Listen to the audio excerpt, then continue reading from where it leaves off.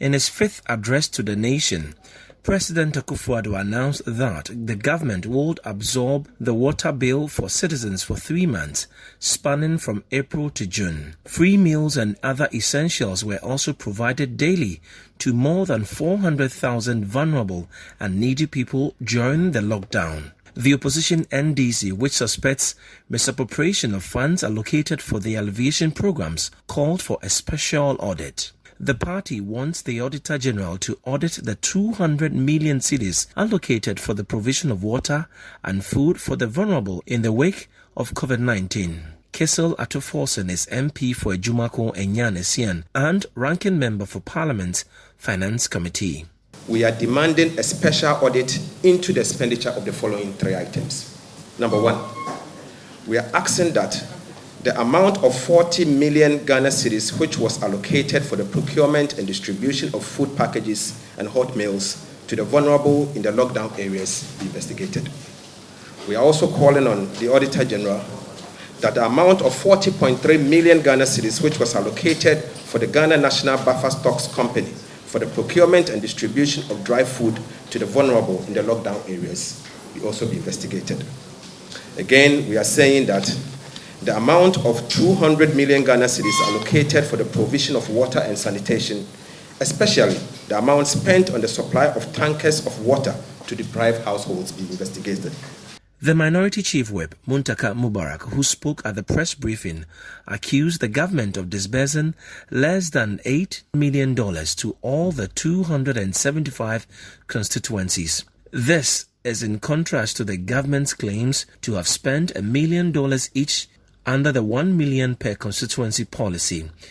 He described the 1 million per constituency program as another failed promise. This fact, which exposes the dishonesty of the Nana Addo Bawumia government, applies to almost all the campaign promises of the President Nana Addo and his vice, Dr. Bawumia, and the NPP. We shall demonstrate this fact with disputable evidence in our subsequent briefing. Distinguished friends, talk they say is cheap. You can lie your way to power, but the truth will take you back to opposition. The president, in announcing the lifting of the COVID-19 restrictions on the country on Sunday, said churches and mosques could hold activities, but with about 100 persons in attendance. He, among other things, lifted restrictions on political activities but still banned political rallies. The president also urged the Electoral Commission and the National Identification Authority to conduct their registration activities but adhere to COVID-19 safety protocols. The NDC, however, contends that the decision was motivated by the president's unflinching quest to see a new voters register compiled for the next elections. Sami Jemfi is the NDC's National Communications Officer. It is very clear that the easing of restrictions was motivated by the president's parochial political interest and not the national interest. The fact that church and mosque gatherings are not supposed to have more than 100 people in attendance and are supposed to last for just an hour.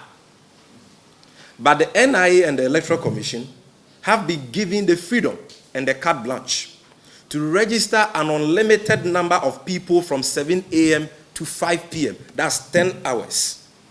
Shows clearly that the so-called partial reopening of churches, mosques, and schools was only a ruse to the president's main agenda. My name is Kojo Ajman, reporting for Citi News.